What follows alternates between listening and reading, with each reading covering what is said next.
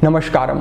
आज हम जिस अभ्यास की बात कर रहे हैं, इस अभ्यास के विषय में हठ योग प्रदीपिका में कहा गया है कि जब योगी इस अभ्यास को करता है तो इस अभ्यास को करने से पूर्व वो अपने लिए पर्याप्त मात्रा में आहार की, भोजन की व्यवस्था कर ले, क्योंकि जब वो इस अभ्यास को करेगा तो उसकी जठराग्नि प्रदीप्त हो जाएगी और जब जठराग्नि बढ़ जाएगी तो जो भी वो खाएगा वो कम समय में ही पच जाएगा, तो थोड़े समय बाद फिर से उसे भोजन ग्रहण करने की आवश्यकता होगी। इस प्रकार से कहा गया है, तो आप समझ सकते हैं कि ये कितना शक्तिशाली अभ्यास है। इस अभ्यास से हठ योग प्रदीपिका में दो प्रकार के विशेष लाभ बताए गए हैं। एक तो ये कि ये पाचन को बहुत अच्छा बना देगा, जठराग्नि को प्रदीप्त कर देगा, और दूसरा के बालों पर अच्छा प्रभाव होगा, बाल सफेद नहीं होंगे जो व्यक्ति निरंतर इस अभ्यास को करता रहेगा। तो ये हमारे नवयुवकों के लिए, सभी व्यक्तियों के लिए मैं तो कहूंगा उपयोगी है, विशेष है, क्योंकि पाचन हमारे स्वास्थ्य का आधार है, इसका बेहतर बने रहना बहुत ज्यादा जरूरी है। साथ ही साथ इस अभ्यास से अन्य लाभ भी आपको प्राप्त होंगे, जैसे कि पुरुषों में बहुत सारी ऐसी समस्याएं होती हैं, महिलाओं में भी होती हैं, जो कि उनके यौन अंगों से संबंधित समस्याएं होती हैं, तो उनमें विशेष लाभ है। कोई भी समस्या है, अच्छे प्रभाव रहेंगे उस पर। साथ ही साथ आपको कोई मानसिक समस्या है, डिप्रेशन है, तनाव रहता है, बहुत अधिक सोचते हैं, मन पर नियंत्रण नहीं है, क्रोध बहुत अधिक आता है, भावनाएं और विचार आपके नियंत्रण में नहीं है, लाभ होगा विशेष। तो इसके आप 4 विशेष लाभ समझ लें। पहला हमने कहा पाचन पर, दूसरा हमने कहा कि बालों पर, बाल सफेद नहीं होंगे, तीसरे स्थान पर आप समझें कि यौन अंगों से संबंधित कोई भी समस्याएं होती हैं, और चौथे स्थान पर अगर मानसिक विकार कोई भी है तो वो भी समाप्त हो जाएगा इस अभ्यास के करने से। तो इस अभ्यास को आप पहले देखें और समझें। 2 अलग अलग तरीकों से आप इस अभ्यास को कर सकते हैं। एक तो ये कि अगर किसी व्यक्ति के हाथों में वो क्षमता नहीं है, वो बल नहीं है, तो वो इसका सहारे के साथ, सपोर्ट के साथ अभ्यास कर सकते हैं। और अगर आपके हाथों में समुचित बल है तो आप इसका सामान्य अभ्यास भी कर सकते हैं। जो हमारा ये अभ्यास है आज का, इसका नाम है विपरीत करणी। विपरीत करणी का अभ्यास विशेष रहेगा। किस प्रकार से कर सकते हैं? सबसे पहले तो ये कि आपको अगर सपोर्ट के साथ करना है, आप लगता है आपको कि आप नहीं कर पाएंगे अभी, शायद फ्लेक्सिबिलिटी की कमी की वजह से आपको ऐसा हो सकता है कि ना हो, या फिर स्ट्रेंथ नहीं है हाथों में, ऐसा हो सकता है कि ना हो, तो उस स्थिति में आपको इस प्रकार से करना है कि एक कोई तकिया ले लेना है, कोई भी कंबल वगैरह ले लेना है और उसकी इस तरीके से उसको रख लेना है, और उसके ऊपर कोई एक और अच्छी ऐसी हाइट की वस्तु रख करके, जो कि आपको थोड़ा सा ऊपर उठने में, यानी कि आपके पेल्विक रीजन को थोड़ा सा ऊपर उठा करके रखे, ऐसी व्यवस्था आपको करनी है। तो ऐसा करने के बाद आपको इस प्रकार से आगे आ जाना है और अपने नितंब को थोड़ा सा आगे, यानी कि आपने जो रखा इससे थोड़ा सा आगे रखना है। उसके बाद यहीं से आपको पीछे जाना है और अपने हाथों का सहारा लेते हुए पीछे आपको लेट जाना है। इस स्थिति में आने के बाद आप देखेंगे कि क्योंकि आपने अपने पेल्विक रीजन के नीचे इस प्रकार से एक सपोर्ट रखी हुई है, तो यहां पर आप पूरा नीचे तक नहीं जा रहे हैं। आपके जो पेल्विक रीजन है वो ऊपर उठा हुआ है, नितंब आपके ऊपर उठे हुए हैं। यहीं से आपको अपने पैरों को सीधा कर लेना है और फिर पहले दाएं पैर को और फिर बाएं पैर को सहजता से ऊपर ले जाना है। तो सहजता से आपको इस प्रकार से आ जाना है, यहां पर आपको रुकना है। अभी हम सपोर्ट के साथ ये अभ्यास कर रहे हैं, लाभ इससे भी प्राप्त होंगे, लेकिन जो अभ्यास इससे आगे का है, यानी कि इस अभ्यास पे रुक नहीं जाना है।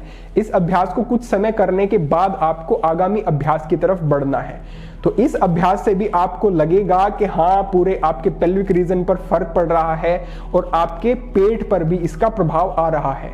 जैसे ही आप इस अवस्था में कुछ समय तक रुकते हैं तो स्वाभाविक आप देखेंगे कि आपके मल द्वार में एक संकुचन आना शुरू हो गया है। इससे अश्विनी मुद्रा और मूल बंध का एक आपको प्रभाव यहां पर दिखाई देगा। आप जब भी इस अभ्यास को देख रहे हैं उसी दिन आप इसको अनुभव करें कि आप संध्या में या प्रातःकाल इसको करें और जाकर के रुकें। 1 मिनट, 2 मिनट, 3 मिनट, शुरुआत में जितना रुक सकते हैं, अधिक से अधिक समय तक रुकने की कोशिश करें।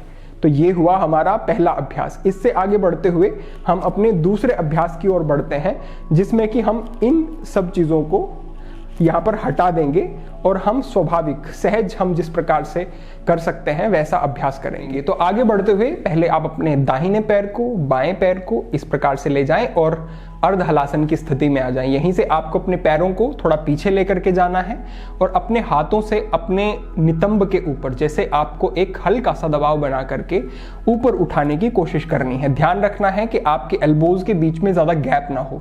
एल्बो अगर बाहर की तरफ होंगी तो समझें कि सपोर्ट नहीं कर पाएंगे आपके हाथ आपके शरीर को और अभ्यास ठीक प्रकार से नहीं होगा। तो अपने पैरों को ऊपर की तरफ उठाया और इस प्रकार से सपोर्ट करते हुए आपको यहां जाना है। लेकिन जैसे सर्वांगासन की स्थिति में जाते हैं वैसा नहीं, आपको यहां जाकर के इस प्रकार से अपने पेल्विक को जैसे अपने हाथों के ऊपर टिका देना है और ऐसे आ जाना है। यहाँ पर अपने पैरों को सीधा कर लेना है और आप ध्यान रखना है आपको कि आपके जो अंगूठे हैं वो आपकी दृष्टि यानी कि आंखों के बिल्कुल सीध में रहें। इस प्रकार का अभ्यास होना चाहिए।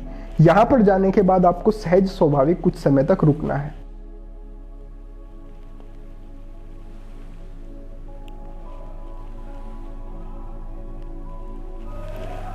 यथाशक्ति रुकने के बाद धीरे धीरे से वापस और सहजता से आपको इस स्थिति में वापस आ जाना है। तो अब इस विषय को हम और अधिक स्पष्टता से समझ लेते हैं। पहला जो हमने आपको अभ्यास बताया है जिसमें कि आप पेल्विक रीजन के नीचे आप कुछ कपड़े रख रहे हैं, तकिया रख रहे हैं, कंबल रख रहे हैं, जिससे कि पेल्विक रीजन आपका ऊपर की तरफ लिफ्ट हो जाए और सहज आप जब अपने पैरों को अर्ध हलासन यानी कि 90 ले जाएं तो एक विपरीत करने की जो एक अवस्था है वो आपकी बन सके। इससे आगे बढ़ते हुए जो पूर्ण अभ्यास है वो विशेष हितकारी है। लेकिन कई बार क्या होता है कि हाथों के ऊपर दबाव ज़्यादा पड़ता है या हाथ अपने शरीर का वजन वहाँ पर ठीक प्रकार से ले नहीं पाते हैं, होल्ड नहीं कर पाते हैं।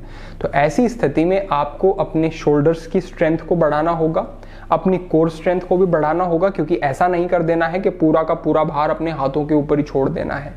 थोड़ा सा आपकी बैक और जो कोर की मसल्स जितनी भी हैं वो जब थोड़ी सी शक्तिशाली होंगी, ठीक होंगी, तो वो अपने शरीर को ठीक स्थिति में रख पाएंगी। तो इसके लिए हम सुझाव ये करेंगे आपको कि आप एक राम मूर्ति जो दंड है उसका अभ्यास अगर करते हैं, जिसमें कि हमने पहले मार्गदर्शन उसके विषय में किया है, तो वो आपके पूरे शरीर पर अच्छे प्रभाव रखती है। विशेष रूप से आपके शोल्डर्स पर, आपके हाथों पर विशेष उसका प्रभाव रहेगा और आपके हाथों की शक्ति बढ़ेगी, जिससे कि विपरीत करनी करने में आपको सुविधा रहेगी। उस मार्गदर्शन का जो लिंक है वो आपको प्राप्त हो जाएगा।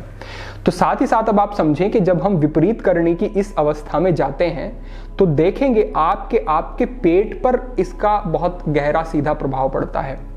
मणिपुर चक्र इससे प्रभावित होता है और आप देखें कि जो मांसपेशियां होती हैं वो इस प्रकार से तन जाती हैं कि नाभि को बीच में लाने में सहायक हो जाती हैं।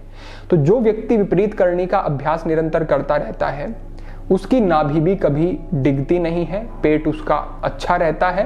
साथ ही साथ जो हमने कहा कि जब इस अवस्था में रुकेंगे तो सहज आपको लगेगा कि जैसे मूलबंध की एक जो स्थिति है उसमें आप आ रहे हों। साथ ही साथ जो सर्वांगासन से आपको लाभ मिलते हैं, जैसे आपके मस्तिष्क पर इसके अच्छे प्रभाव, विश्रांति होना, किसी की मेमोरी अच्छी नहीं है उस पर भी अच्छा प्रभाव होना, और अगर बाल आपके सफ़ेद होने शुरू हो गए हैं, असमय सफ़ेद होने शुरू हो गए हैं कम आयु में, तो वो नहीं होंगे, रुकेंगे भी, और जो अब तक हो गए उससे आगे फिर बिल्कुल नहीं होंगे।